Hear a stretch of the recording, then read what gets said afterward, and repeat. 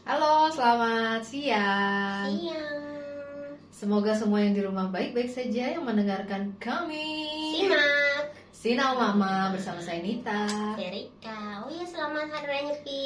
Betul, bagi teman-teman yang beragama Hindu. Hindu. Oke. Nah, hari ini berhubungan dengan nyepi. Yuk kita menyepi. Diem. Dimulai. Udah 40 menit ya kita kan diem. Jadi kita mau ngomongin apa Bu hari ini, Bu? Nyambung aja ya sama kemarin ketika kita poin pada diamnya si Chris Rock. Oh, oke. Ternyata diam itu kan emas ya, kita kemarin endingnya ya, silent is gold gitu, bahwa ternyata ada tujuannya loh kalau kita diam. Dan diam itu bukan berarti nggak ngapa-ngapain. Ngapain? Nah. Ya nggak ngapa-ngapain juga nggak apa-apa sih sebenarnya. Betul. Tapi dalam diam tuh kita sepertinya harus melakukan sesuatu yang lebih dalam. Seperti dengan ini Hari Raya Nyepi ini. Betul. Kayaknya kan sebuah kebenaran itu itu kan diuji oleh waktu ya, Bu. Yoi. Dan ternyata Hari Raya Nyepi ini sudah teruji oleh waktu. Betul. Bahwa Nyepi ini diulang-ulang terus, terutama oleh teman-teman yang beragama Hindu. Diulang-ulang terus. Berarti sepertinya ada sesuatu yang lebih besar dari Nyepi yang kita nggak tahu. Betul. Dari sederhananya kayaknya diem, nggak ngapa-ngapain, ngapa-ngapain, tidak berinteraksi, tidak ngobrol gitu. Tapi ada sesuatu yang lebih dalam. Lebih dalam. Mungkin nyangkut ke meditasi ya. Iya. Jadi ini baru keren. Karena kalau kita ngobrol sama sesuatu yang kita udah lakukan, kita udah deket, rasanya kan kayaknya lebih inilah Ibu, lebih Scientific approve. ternyata hidup saya lagi ruwet dan saya mencoba. Ternyata meditasi itu diam, itu memang efeknya tuh sangat luar biasa. Iya. Apa yang lo rasakan? Memang tidak menyelesaikan masalah. Iya. Tapi sambil kita mencari solusi untuk masalah, kita tetap menjadi orang yang menyenangkan. Itu. Untuk di sekeliling kita. Iya. Kan kita punya anak ya, Bu, Yoi. punya pasangan, punya orang tua. Yang membuat dunia kita riwah dan bahagia. Di riwah dan bahagia di Iya. satu Di satu situasi. Jadi nggak adalah orang yang hidupnya tidak stres, tidak ribet, tidak ruwet. Semua orang pasti stres, ruwet, setajir-tajirnya orang. Yoi. Kalau dianggap mempunyai uang itu adalah mengurangi Stres. ternyata nggak juga. Nah, tidak. Jadi yang gue lakukan, gue baru newbie ya, Bu. Jadi setiap gue udah bisa 15 menit itu. Dan ternyata memang bener berdasarkan buku ini. Nah, dia bilang ada di otak kita tuh ada yang namanya tuh monkey brain. Iya. Lo tahu kan naturalnya monkey, lompat dari satu dahan ke dahan lain. Begitupun apa yang ada di otak kita. Betul. Belum masak, belum belanja, belum ini, belum itu. Jadi semua itu kayaknya tuh jadi satu gitu. Nah, gue merasakan dengan diam lewat meditasi, itu kita lebih punya clearance, bukan clearance sale ya, Bu. Lebih punya kejernihan. Iya. Jadi, ternyata gue harus ini dulu untuk bisa ini, harus ini, untuk ini. Jadi semuanya tuh lebih lebih smooth gitu. Iya. Dan kita nggak marah-marah ngerjainnya. Itu kan yang paling penting kan ya, Bu ya. Iya. Kita ngerjainnya nggak marah-marah. Kita bahkan nggak dengar suara sendiri kan? Iya. Iya. Marah itu kan suara kita sendiri sebenarnya. Jadi Betul. noise itu suara sendiri loh. Nah, iya itu kali. Ketika kita diem, Hilang suaranya. Hilang suaranya, dan nggak ada respon dari yang kita keluarkan, ya kan? Coba kalau kita misalnya marah sama anak, apa ya sih anak kita diam, apalagi dia malah tambah gede, pasti adalah sahutan-sahutannya yang mungkin kadang-kadang bikin maknya, nah itu dia. Defense mekanismenya langsung bekerja. Tapi ya itu tadi, ketika kita diam, meditasi kan membantu juga untuk kita reduce noise sebenarnya. Itu yang paling penting sih, karena udahlah hidup kita ribet ya, Bu. Yoi. Ditambahin lagi oleh monyet-monyet ini ya. Ada yang kecil, ada yang besar lagi tuh ya. Ada yang jelek, ada yang belum lagi yang kiri cakep. kanan nih tinggalnya ya enggak.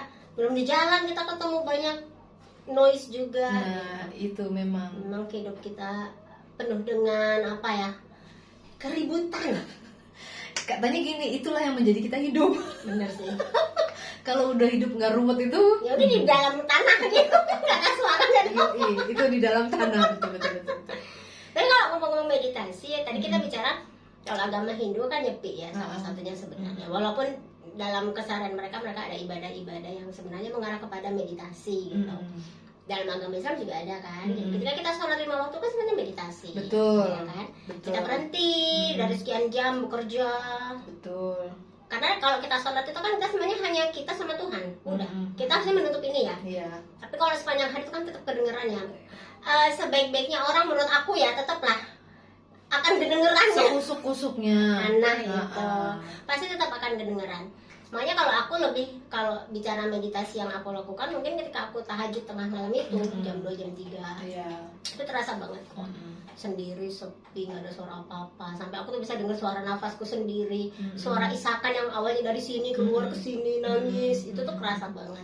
Dan memang efeknya bangun tidur lebih segar, lebih nyaman, lebih apa ya, kayak energize lagi gitu loh. Bener. Padahal yang kita keluarkan, padahal yang kita lakukan kan kadang-kadang ya, kayak gue gitu ya, manusia penuh dosa ini. Bertahajud kan intinya minta ampun, dalam penuh ketakutan gitu kan. Jadi yang selalu yang jelek-jelek yang kita lepaskan gitu. Tapi karena kita sudah melepaskan, itu ternyata kita jadi kayak brand new lagi, kayak beban itu kan lepas, tak lepas gitu. Iya. Masalahnya Tuhan mengabulkan atau enggak itu urusannya Tuhan ya. Tapi kan kita melakukan itu dengan keikhlasan, dengan kesungguhan.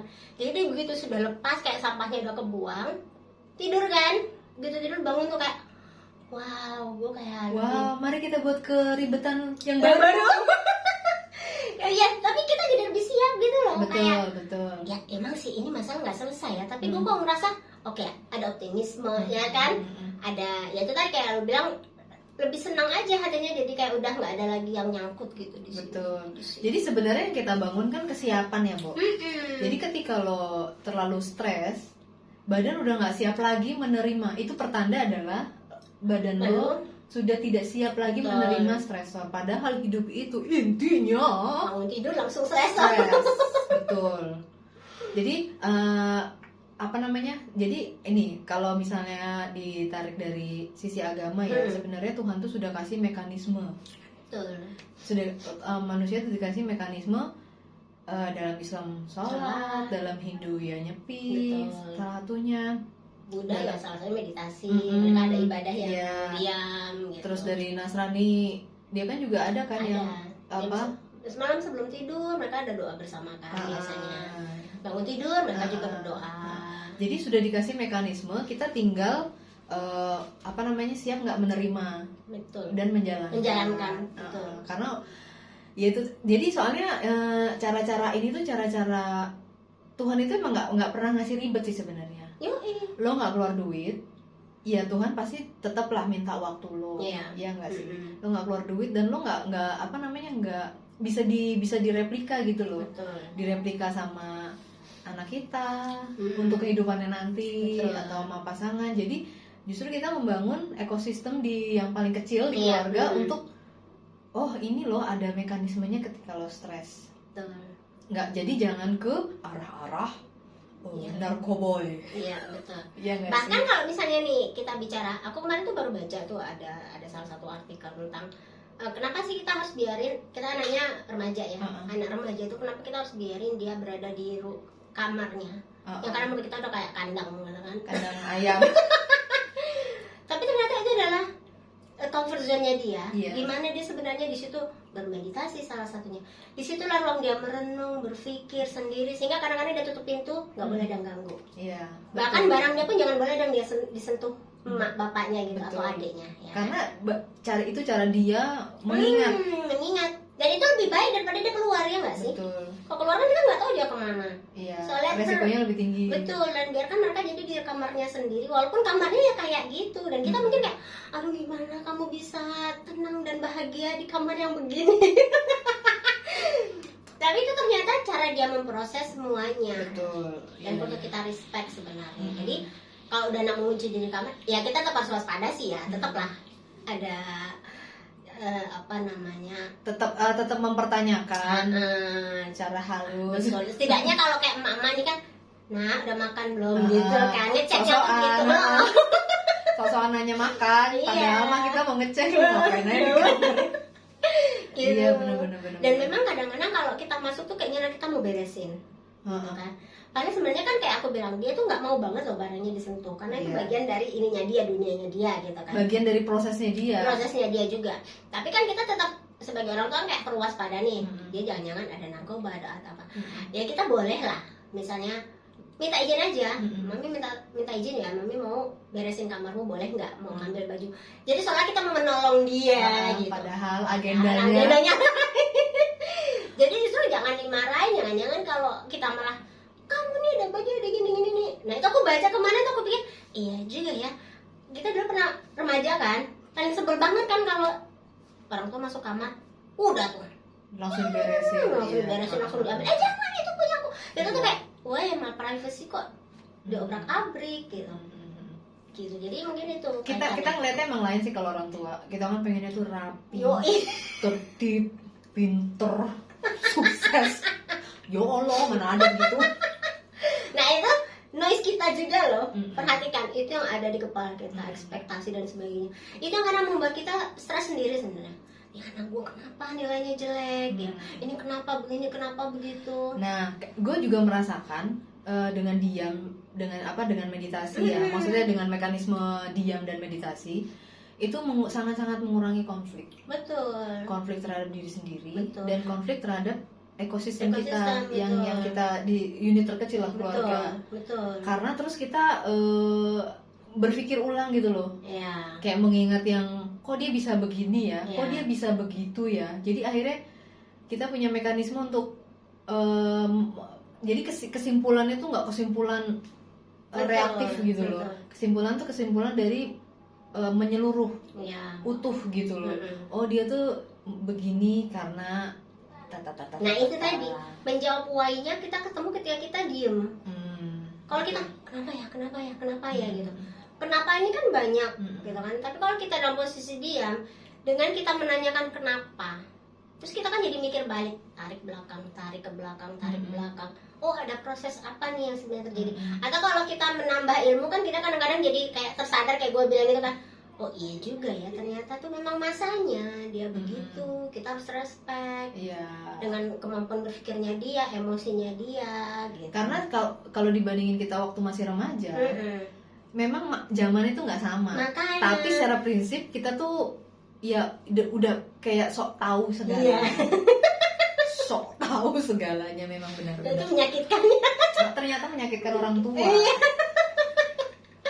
Jadi ternyata diamnya remaja, kadang-kadang kita pikir ini anak gua ngomong udah susah diajak ngobrol, ya kan? Udah susah diajak pergi, udah susah. Pengennya di kamar, pengennya nah.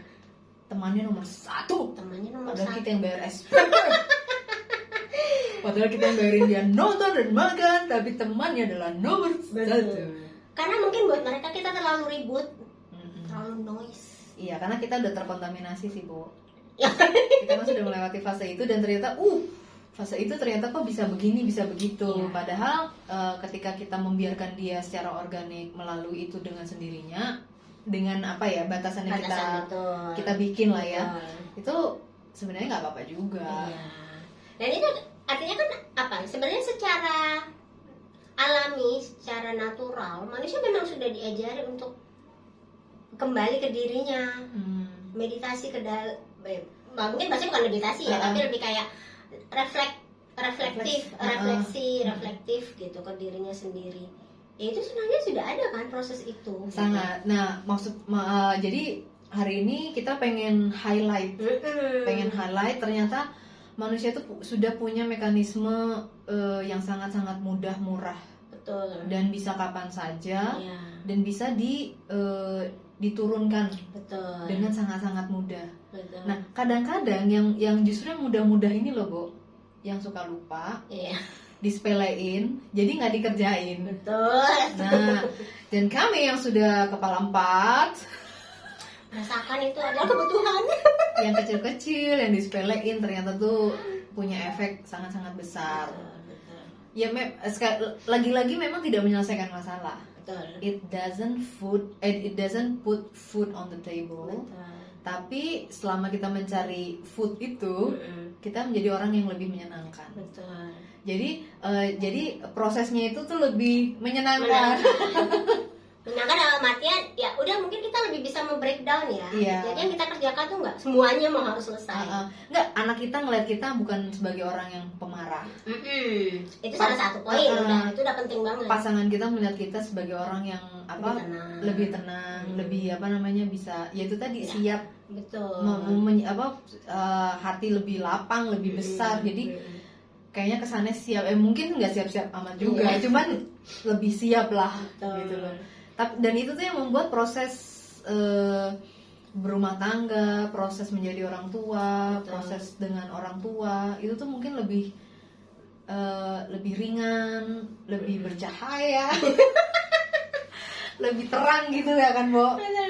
Karena ya segala sesuatu yang gelap, yang suram itu kan karena kita mungkin tidak menyadari kapasitas sendiri ya. Iya. Udah nggak kuat kok ya masih. Maksain. Nah, kan dipaksain itu kan sakit ya, Bo. Ya tergantung sih lo mana. Tapi aku setuju karena artinya gini, kalau kita bicara tentang banyak hal yang terjadi pada kita gitu. Aku juga baru kemarin baca dan ngikutin ada salah satu health practitioner gitu ya. Dia posting sih di IG, namanya Human Garage kalau nggak salah.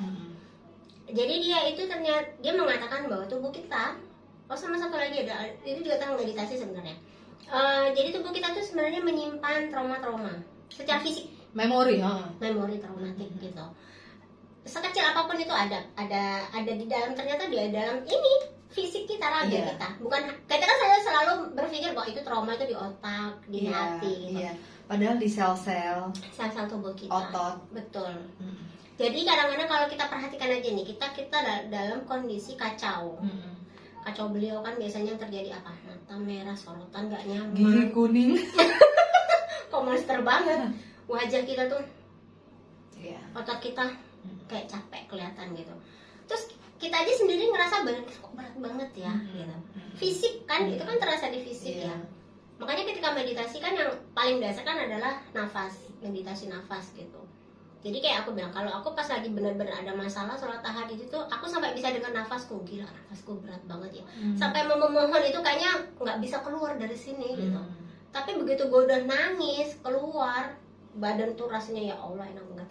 Dan meditasi yang kalau orang-orang lakukan kan juga sama ya. Ketika dia inhale, exhale, dia kan sebenarnya membuka jalan kepada, kalau mungkin secara biologis, oksigen masuk ke sel-sel ya kan, dirasain, dan otot-otot juga akhirnya retract ya kan. Dan ketika sudah otot retract, makanya kita jadi agak relax gitu. Karena tadi kita tuh nggak sadar melakukan ini terus karena kalau kita berhenti kayaknya salah gitu. Harus padahal yang menganggap salah kan mindset. Betul. Itu gue juga percaya. Jadi gue juga sudah udah set boundaries ya, Bu. Ketika badan gue sudah nggak enak, berarti tuh gue udah nggak mampu lagi menerima apapun itu. Apakah itu kesedihan, apakah kecewaan, bahkan kebahagiaan. Mungkin gue sudah tidak bisa menerima, dan itu sudah mulai gue sadari dari badan. Jadi ketika badan udah kayak gini, ketika gue sudah tidak mampu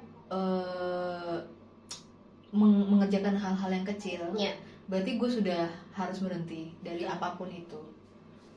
Karena memang jadi gini, manifestasi kestresan kita itu bisa dilihat dari fisik memang. Yaitu lo yang bilang mata kuyu, gigi kuning. kita udah nggak bisa lagi menyenangi hal-hal kecil tuh berarti lo sudah harus berhenti. Lo sudah stres dan disadari kalau ada sesuatu yang gini, jadi lo bukan menampung, tapi lo lagi ditampung gitu loh. Iya kan. Orang yang lebih besar dari masalahnya kan sebenarnya udah nggak lebih kuat daripada yang lo dikontrol sama masalah. Iya kan. Betul. Ketika lo bisa menampung masalah, berarti lo sudah punya kemampuan untuk mengukur diri. Tapi ketika lo di dalam masalah, lo kok kita ngeliatnya kan jadi kayak mana nih? kok masalah semua. semua. Nah diam dan meditasi dan mekanisme yang lain itu menarik lo keluar dari kubangan masalah. Jadi lo bisa lihat, walah, ternyata tuh cuman begitu. Ya nggak begitu juga sih ya. Maksudnya, walah ini toh masalahnya. Betul. Jadi lo menarik diri dari kubangan masalah itu. Nah ketika lo udah nggak bisa lihat lagi masalahnya karena saking lo di dalam, lo harus keluar. Dan diam, mekanisme meditasi dan yang lain-lain menurut agama masing-masing itu memang menarik diri lo keluar untuk menjadi ya mungkin mempunyai helikopter vision ya Bu ya. Iya. Oh ini tuh Mas. Jadi kita lebih gini, Allah yang ini Allah iya kan, suat kanan suat iya, kiri. bener. Aku juga ngerasa gitu. Jadi kadang hal-hal kecil sih memang kayak aku bilang kan, kalau kita mikir hal kecil terus menerus itu kan jadi kayak besar bola salju ya, efek bola salju. Padahal itu titik masalahnya tuh sama, ya kan? Cuma kan kita pikirin terus bukannya mencari solusinya tapi mikirin masalah. Mungkin karena kita memang belum dapat solusi. Tapi kalau kita berkembang di situ terus kan ya kayak lu bilang tadi kan, kok masalah, kok ini terus yang karena masalah kiri, masalah depan, masalah mau maju mana nih? Betul, kita harus keluar gitu kan. Kita kan memang banyak mekanisme lah ya, kayak meditasi pun ada kayak salah satu lewat ritual agama atau dengan sengaja kita bermeditasi. Atau kalau aku sekarang itu lebih kayak aku lebih menyendiri. Aku memutuskan menyendiri, tidak produktif. Iya. Sengaja benar-benar aku nggak mau pegang HP, tidak, menulis pun tidak. Aku cuma baring, kayak ngerasain badan gue nggak enak nih. Iya. Terus gue langsung kayak, oke, kita selesaikan di sini. Kita selesaikan di sini. Jadi beberapa hari ini aku juga lagi down karena nggak tahu kenapa. Kayaknya aku memang lagi dalam posisi itu tadi ya, tidak ingin kayak lu bilang tidak ingin menerima apapun. Kebahagiaan pun aku nggak pengen gitu. Tapi ya pengen netral. Abis netral pengen parkir. Cuma yang bikin aku tetap bisa ketawa adalah anak-anak tuh ngirimin aku jok-jok yang di TikTok yang lucu-lucu gitu. Jadi masih lah ada gitu suasana aku, ternyata hidup ini dibuat ketawa aja kali ya gitu ya. Tapi kan ya itu tadi nggak menyelesaikan masalah. Makanya berapa hari ini kan aku memang lagi nggak ngapa-ngapain aja di rumah, cuma di kamar gitu. Nah aku aja kadang-kadang bingung ngapain sih gitu. Iya, gue juga kadang-kadang gitu, gue pemalas banget. Iya kan kesannya gitu ya. Padahal mungkin kalau disadari memang kita sedang berproses. Iya, sedang karena badan terlalu banyak, kita pengen ngeluarin sesuatu. Karena untuk bisa menerima lagi kita harus kosong. Ya, itu kosongnya lama kali ya. Karena baru mau kosong udah mami. Kalau duit di dompet cepet banget ya, Bo. Banget. Gue sampai ngeliat duit di dompet lo nggak mau udah sama masalah itu. lah kosong banget ya, memang betul-betul. Jadi kadang-kadang ya tadi lucu juga sih ketika ada yang bilang tidak produktif itu bukan berarti kamu salah. Ya kan? Tidak produktif itu adalah pilihanmu untuk kemudian mungkin kamu sedang recorrecting yourself gitu loh. Kan kadang-kadang kita butuh itu. Iya. Tanpa harus orang mengomentari lah. Dah, gue nggak butuh lo mau komentari gue apa enggak. This is me. Ini kenapa? Ketika lo mulai berumah tangga, paling baik adalah lo keluar dari lo hidup sendiri, tidak dengan orang tua, tidak dengan mertua. Betul. Karena itu tadi, ketika lo berproses, orang-orang ini tuh intervensinya tingkat tinggi gitu loh. Lo cuma baru sebentar, anak perempuan. Padahal baru main, ini kepala belum nyentuh bantal lo. Karena memang konflik itu terjadi ketika yaitu tadi, ini lagi berproses, yang dua ini sebenarnya tidak ada orang yang selesai berproses ya, Bu, sampai mati ya kan. Tapi karena ininya apa namanya, titelnya orang tua, jadi kesannya tuh kayaknya gue udah selesai tuh semuanya. Padahal ya ampun, orang tua kan juga manusia ya kan. Sebenarnya proses lo tuh tidak akan pernah berhenti sampai lo mati. Apakah itu proses memahami diri sendiri, apalagi memahami orang lain. Mana bisa lo memahami orang lain sebelum ke diri sendiri gitu. Jadi kalau terjadi konflik itu artinya salah satu atau dua-duanya memang harus pisah dulu. Supaya itu tadi supaya bisa melihat sesuatu lebih jelas, lebih tenang dulu, membreakdown noise kita ketika konflik ini loh yang sebenarnya membuat kita nggak bisa berpikir jernih, ya kan? Apalagi noise-nya nambah dari sebenarnya urusan nasi goreng, jadi soto, jadi soto, bakso, semua menu makanan masuk gitu loh. Belum lagi yang makanan basi segala, akhirnya jadi ke yang jelek-jelek, merembet. Coba kita berhenti sebentar, take time gitu kan. Dan mungkin di momen hari Nyepi ini ya momen bagus juga ya buat seluruh umat manusia. Betul. Untuk artinya menarik diri dari apapun yang kita lakukan. Betul. Apakah itu menjadi orang tua, menjadi anak, menjadi pekerja, mungkin lebih tepatnya bukan menarik tapi menyadari bahwa kita sebagai individu pun dengan peran apapun sebenarnya kita tetap butuh diri sendiri untuk healing gitu. Ya kan, dengan cara apapun lah gitu. Dan itu mungkin salah satu juga pesan di bulan Ramadan besok ya. Karena kita puasa itu kan sebenarnya membangun empati itu apa yang kita dulu dong ngerasain. Ya kan? Nasi lapar. Padahal sepele kan? Sepele banget. Sepele banget urusan makan. Kebutuhan dasar sekali. Sangat. Kebutuhan dasar kok diatur-atur. Nah, kenapa? Iya. Itu sebenarnya salah satu tujuannya kan. Justru ketika kita lapar kita bisa berpikir jernih loh. Kata anak gue enggak. Aku nggak bisa mikir kalau lapar. Ya oke. Tapi mungkin bukan berpikir jernih dalam menyelesaikan masalah tuh kayaknya enggak sih. Apalagi dikasih soal matematika tuh kayaknya enggak banget lewat gitu. Tapi lebih kayak kita jadi mengukur. Oke, gue lagi lapar, gue nggak bisa emosi, gue harus tenang, gue itu loh. Jadi kita kayak disuruh malah disuruh lo aja nggak boleh makan, apalagi yang lain-lain. Nah itu apa lo? Tapi gue hari ini sempat kepikiran gini loh, Bo. Nyepi, hari ini nyepi, besok kita puasa.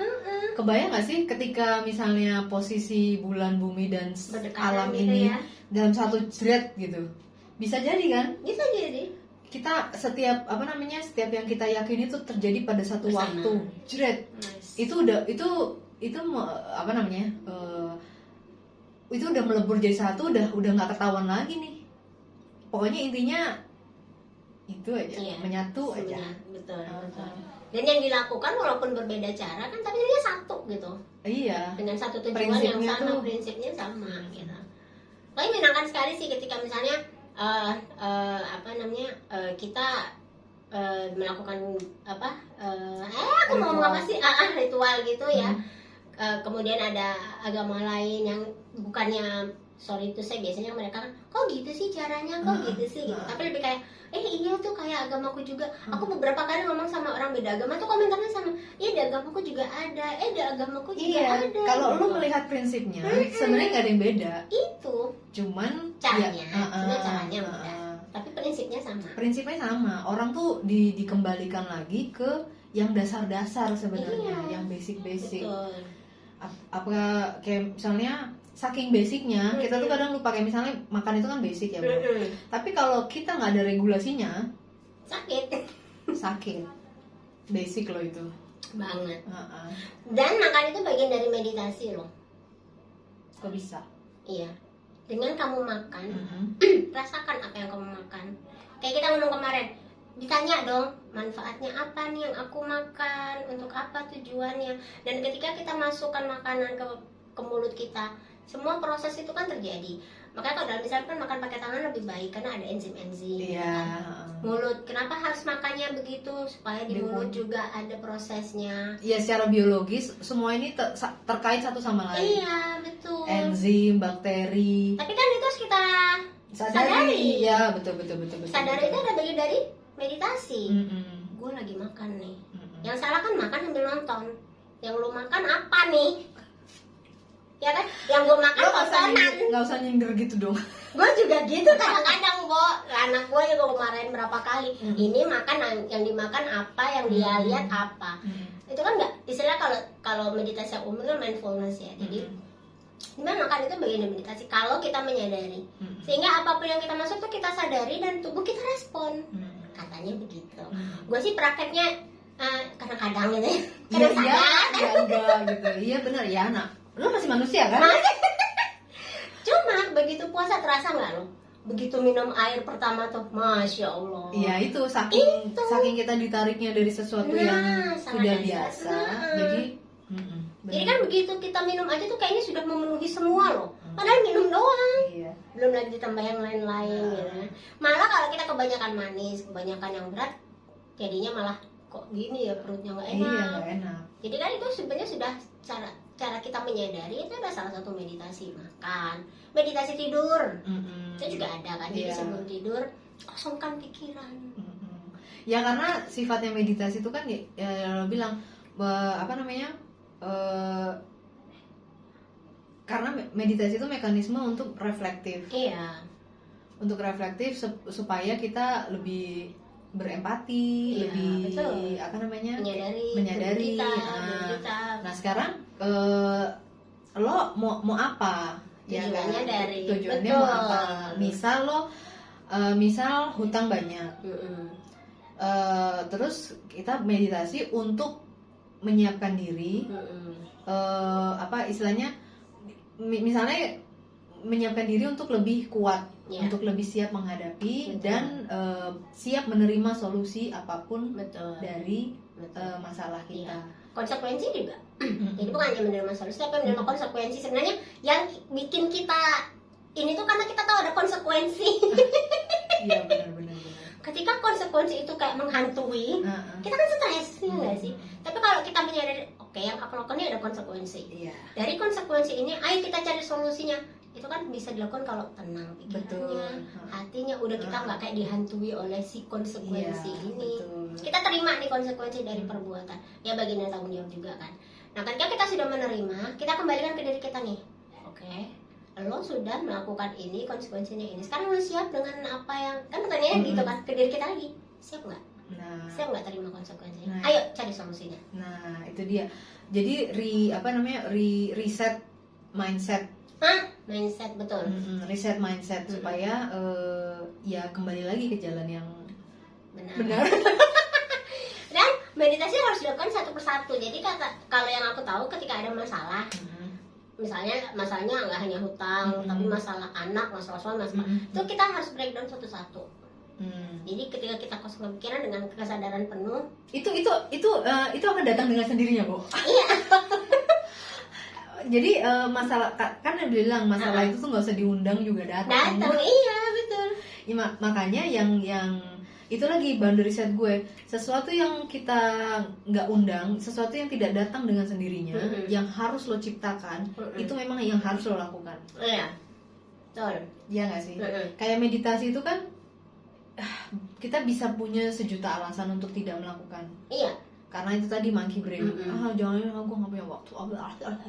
Bisa lah itu nanti lupa, nanti hilang sendiri gitu. Itu dia, karena kita harus menciptakan, berarti gue harus mengerjakan. Itu aja sih anunya, ngukurnya gitu. Iya. Dan karena itu tadi ketika ada salah satu masalah itu ternyata kayak lo bilang, ketika kita sudah sadar, kita kayak helikopter nih. Masalahnya banyak anak, suami, utang segala macam gitu kan. Kan kita bisa pilih ini ntar dulu swipe, nggak prioritas gitu. Tapi kita lihat dulu juga dampak mana nih masalah yang paling besar, yang sering kita pikirin. Nah sebenarnya itu difokuskan ke situ dulu gitu. Jadi memang nggak bisa semua masalah selesai dalam satu kali meditasi. Oh tidak. Disclaimer ya. Jadi memang harus di breakdown satu-satu. Kita fokuskan pada satu masalah dulu yang benar-benar mengganggu gitu. Kalau masalah di diri kita ya udah, berarti masalahnya kita harus selesaikan dulu. Masalah di dalam nih gitu. Kayak aku memang lagi masalah ke dalam.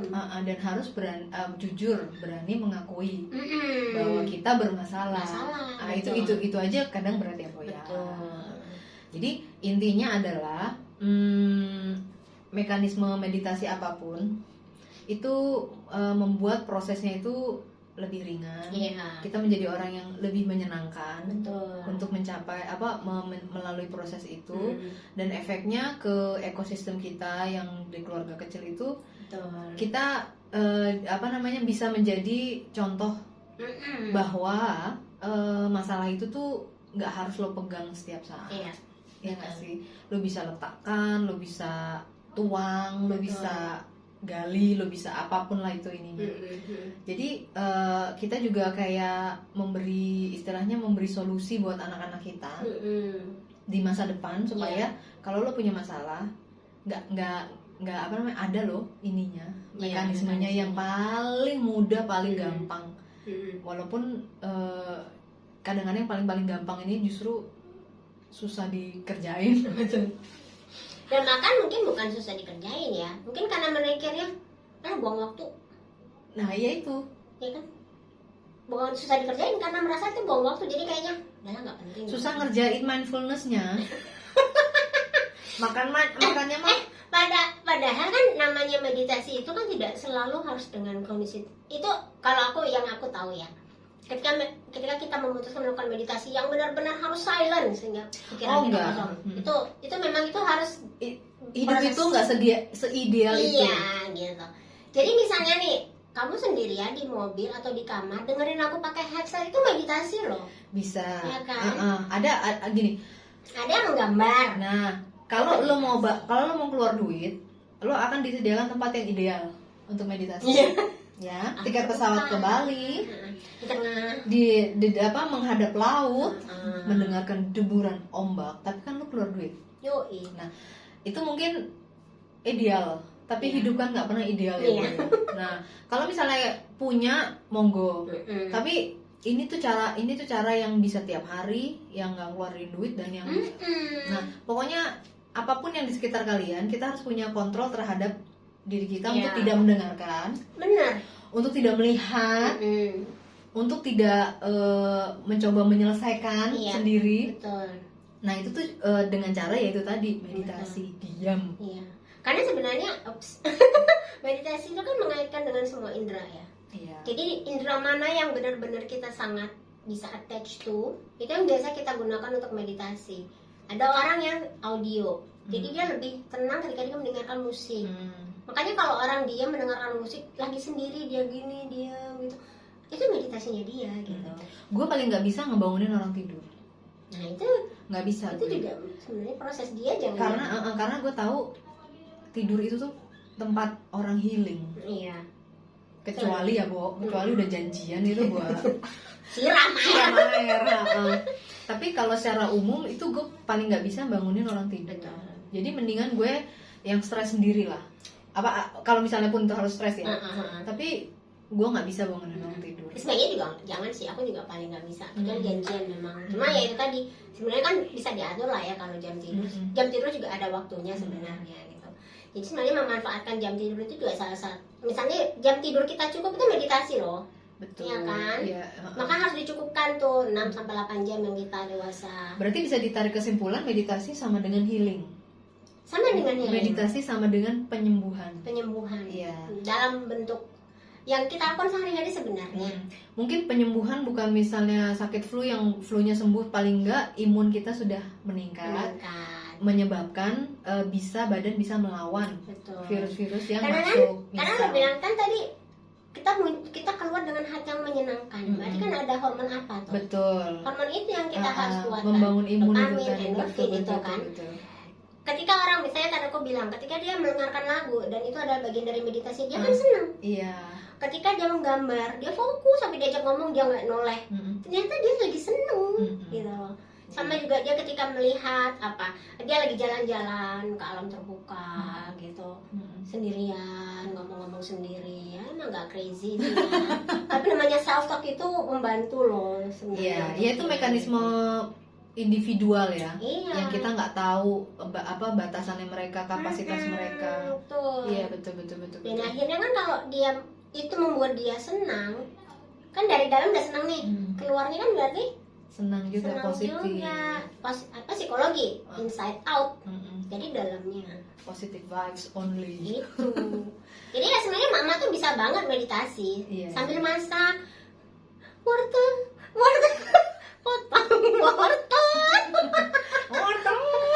masak mulu. Iya.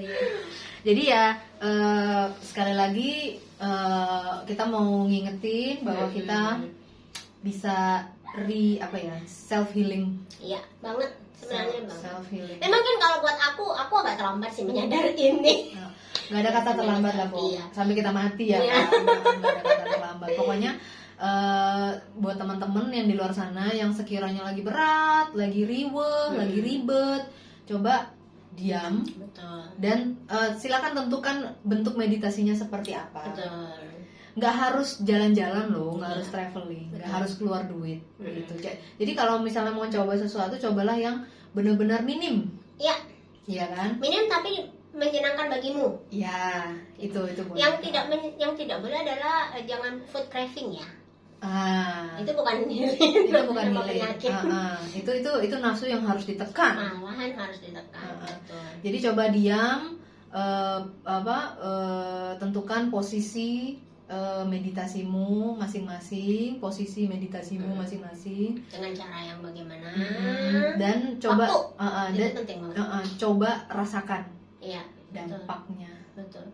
Dan menentukan waktu itu juga penting ya. Ada orang yang siang, ada orang yang malam. Iya, nah itu preferensi masing-masing. Jadi gini, ketika coba lo rasain enaknya kapan. Enak itu kan masing-masing ya, Bu. Iya, betul. Nggak bisa, nggak ada rumusnya. Nggak ada rumusnya, benar banget. Oke, kita doain semua yang ada di luar sana bisa lebih tenang. Dan di hari yang momen yang paling pas ini ya, Bu, di Nyepi ini juga kita juga ikut mendoakan semua umat manusia menjadi lebih damai, betul. Untuk dirinya sendiri dia juga berdamai, betul. Ya kan? Sehingga dengan interaksinya dia juga keluarannya juga damai. Dan juga buat yang muslim besok selamat berpuasa. Selamat menekan nafsu kita. Nah, sebulan ini kita di meditasi benar-benar nih sebagai yang muslim.